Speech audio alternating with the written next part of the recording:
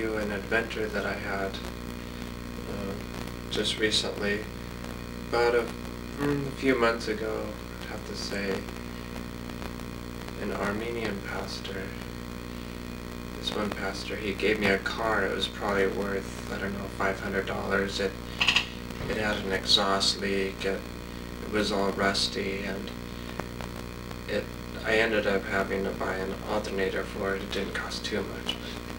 Anyhow, you know, it did the job. I was able to get a job, and because at the time I was just limited to just bicycle distance.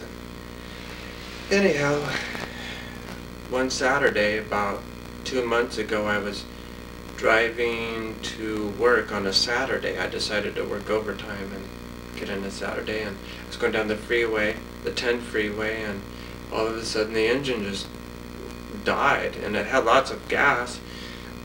So a police officer pulled up behind me, picked me up, took me to the nearest exit, called my wife. She came and picked me up, and then we had to decide what to do because the officer said that I had 4 hours to get it off from the freeway. So when we got home, we discussed it, and we decided to call the wrecking yard because it wasn't worth like having to pay for the towing and having to pay for all the repair and everything when it was in really bad shape anyhow. It had a lot of miles on it. It had like 180,000 or something. And so called the wrecking yard, and the wrecking yard said that pick it up and tow it and give me $115 for it. So that's what I did. And we had been discussing with my great aunt about buying her car because they had a car that they were meaning to get rid of, but we didn't really have the money for it, but we offered to make a down payment and make payments on it, and they'd just hold on to the title, but they wanted to hold on to the title, and we would have had to get full coverage to protect them. They wanted to do it all legal and everything, and we just didn't feel at peace about the whole thing.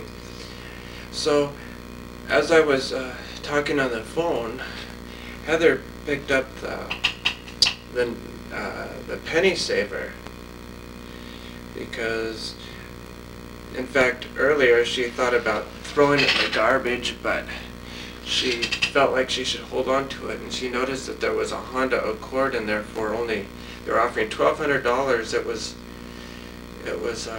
$79, so we figured it was probably not in the best shape, but you know, something to get me to work.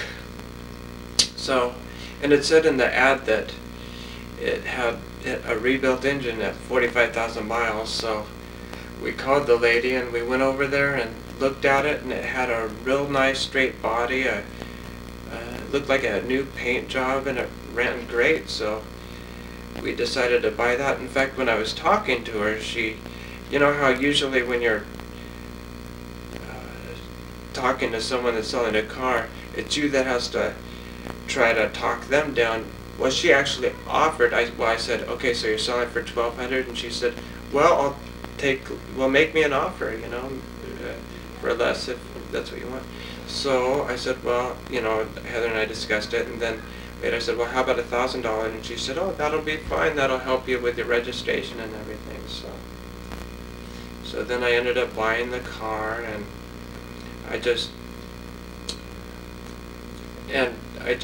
totally see the Lord's hand in that, and also in the other car that I had, because with that big car that I had, I was able to move all of Heather's furniture when she moved into the apartment where they're in now.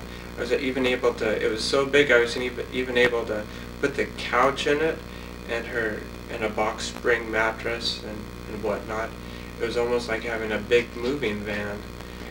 So for that season I was able to have that big car, and then the Lord blessed me with a dependable car for a pretty cheap price, and I just think it's neat just how the Lord provides like that.